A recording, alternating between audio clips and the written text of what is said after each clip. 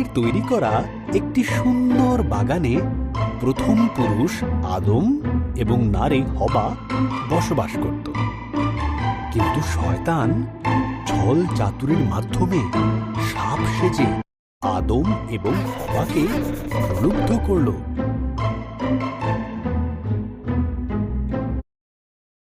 সাপ জিজ্ঞাসা করল, এইসব গাছগুলির থেকে কি ফল খেতে ঈশ্বর তোমাদের বারণ করেছে? হবা উত্তর দিল, শুধু মাঝখানের গাছটির ফল খেতে বারণ করেছে। যদি খাই তাহলে মারা যাব।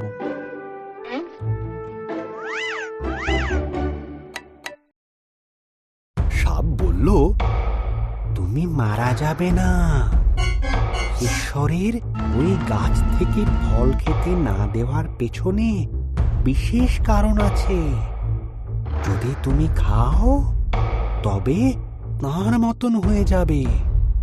তিনি যা জানেন তা তুমিও সব জানতে পারবে।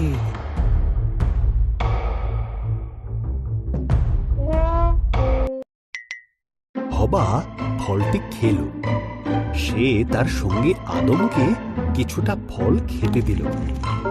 আদমও ফলটি খেল এবং খাবার পরেই তারা এমন কিছু জানতে পারল যা তাদের জানা ছিল না।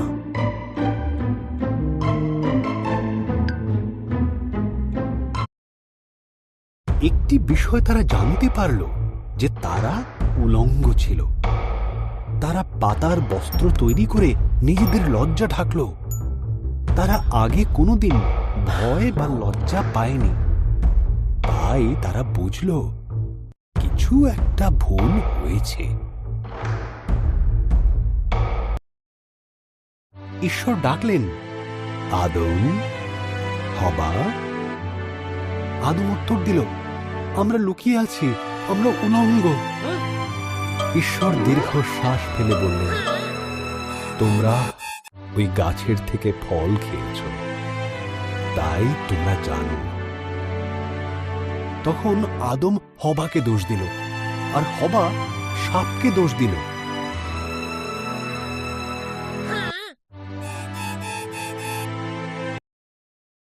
ঈশ্বর বললেন, সাপ, তুমি বুকে ভর দিয়ে চলবে।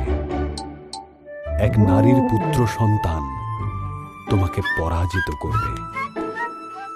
হবা, তুমি কষ্টের সাথে সন্তানের জন্ম দেবে। আদম, তোমাকে খাবার সংগ্রহের জন্য অনেক কষ্ট করতে হবে।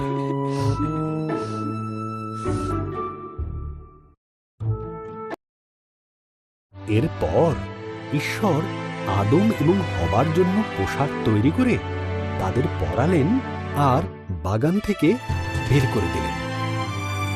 ঈশ্বর এক স্বর্গদূতকে জ্বলন্ত তলোয়ার হাতে দিয়ে সেখানে রাখলেন, যাতে তারা আর ফিরে আসতে না পারে।